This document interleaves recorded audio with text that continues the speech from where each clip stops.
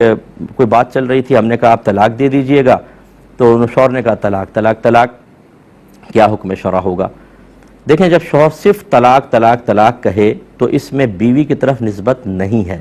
جب بیوی کی طرف نسبت نہیں ہوتی تو شوہر سے حلفیہ بیان لیا جاتا ہے کہ آپ نے طلاق کس کو دی ہے. اگر وہ کہتا ہے کہ میں نے زوجہ کو طلاق دی ہے, طلاق واقع ہوگی.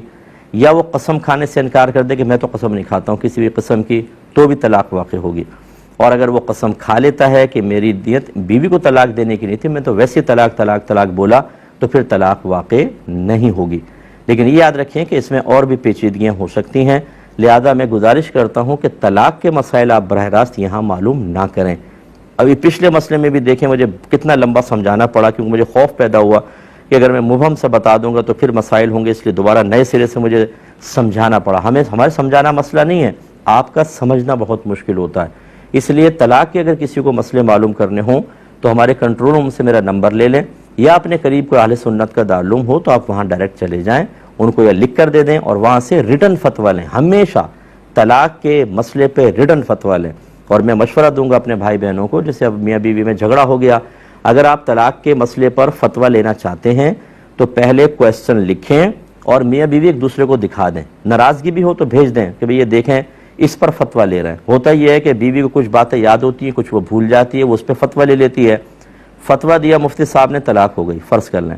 پھر شوہر پہنچتا ہے, وہ کہتا ہے کہ نہیں اس نے پورا سوال لکھا نہیں, بیچ میں یہ بھی ہوا تھا. اب جب وہ مفتی صاحب دیکھتے ہیں حکم بدل جاتا ہے, تو وہ کہتے ہیں کہ ایسا. اب وہ ان میں آپس میں جھگڑا ہو جاتا ہے. وہ کہتے ہیں آپ نے ہمیں کوئی مسئلہ بتا دیا, اس کو کوئی اور مسئلہ بتایا.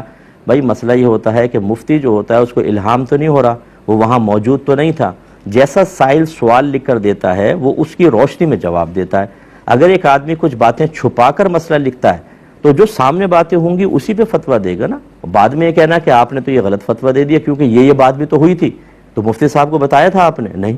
اس لیے ہمارے ہاں ایسے ہوتا ہے اکثر کہ اگر کوئی زوجہ بھیج دیتی ہے مسئلہ تو ہم کہتے ہیں شوہر کا نمبر دیں, پھر شوہر کو کال کر کے بعد وقت تصدیق کرواتے ہیں بھئی یہ باتیں ہوئی تھیں.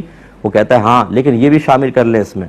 تو اس لیے میں گزارش کر رہا ہوں پہلے ایک سوال نامہ مرتب کریں, دونوں دیکھ لیں اور کہیں ہاں بالکل ٹھیک ہے. اگر وہاں اور لوگ بھی تھے ان کو بھی دکھا دیں, جیسے ماں ہوتی ہے بعض وقت بہنیں ہوتی ہیں, پھر یہ بھیجیں تاکہ ایک ایسا جواب آئے جس کو اس سوال کے روشنی میں ہر ایک قبول کر لے.